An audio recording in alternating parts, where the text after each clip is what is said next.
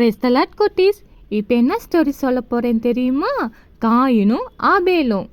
ஆதியாகமம் 4ஆம் அதிகாரம் 1ஆம் வசனம் முதல் 13ஆம் வசனம் வரை. ஆதாம் தன் மனைவியாகிய ஏவாளை அறிந்தான். அவள் கர்ப்பவதியாகி காயினை பெற்று, கர்த்தரால் ஒரு மனுஷனை பெற்றேன் என்றாள். பின்பு அவனுடைய சகோதரனாகிய ஆபேலை பெற்றார். ஆபேல் ஆடுகளை மேய்க்கிறவனாயிருந்தான். காயின் நிலத்தை பயிர்களாயிருந்தான். சில நாள் சென்ற பின்பு காயின் நிலத்தின் கனிகளை கர்த்தருக்கு காணிக்கையாக கொண்டு வந்தான்.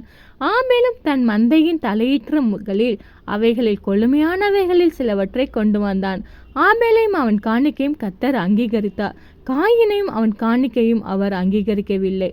அப்பொழுது காயினுக்கு மிகவும் எரிச்சல் உண்டாயிற்று. அவன் முகநாரி வேறுபட்டது. ஆபேலை மட்டும் கடவுள் எப்படி ஆசீர்வதிக்கிறார்?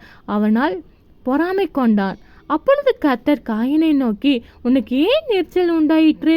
உன் முகநாடி ஏன் வேறுபட்டது? நீ நன்மை செய்தால் மேன்மை இல்லையோ?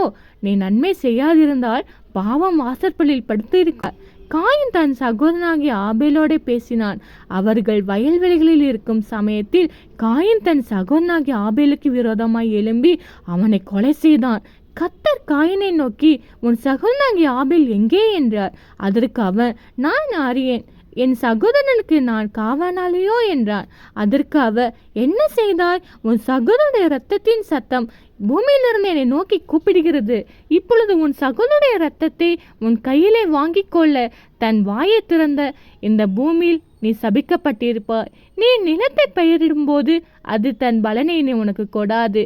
நீ பூமி நிலையற்று அலைந்து திரிவாய் என்றார். அப்பொழுது காயின் கர்த்தரை நோக்கி, எனக்கு இட்ட தண்டனை நான் சகிக்க முடியாது என்றான். இந்த கதையிலிருந்து என்ன தெரியுது குட்டீஸ்? பைபிளில் ஒரு வசனம் இருக்கு. மனிதன் முகத்தை பார்க்கிறான், கர்த்தரோ இருதயத்தை பார்க்கிறார்.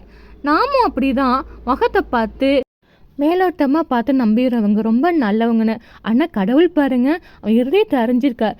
ஆபேல் மேலே அவன் வைத்த கோபமும் அவன் மேலே பொறாமை கொண்டும், என்ன கடவுள் அவனை மட்டும் ஆசீர்வதிக்கன்ட்டு அவன் ரொம்ப கோபம் கொண்டு ஆபேல அவன் கொலை செஞ்சிடறான்.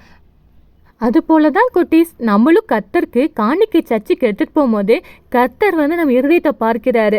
நம்ம யார் மேலே கோபமாக இருக்கோம், யார் மேலே பொறாமையாக இருக்கும்னு கடவுள் நம்மளை பார்க்குறாரு. நம்ம என்ன பண்ணணும்?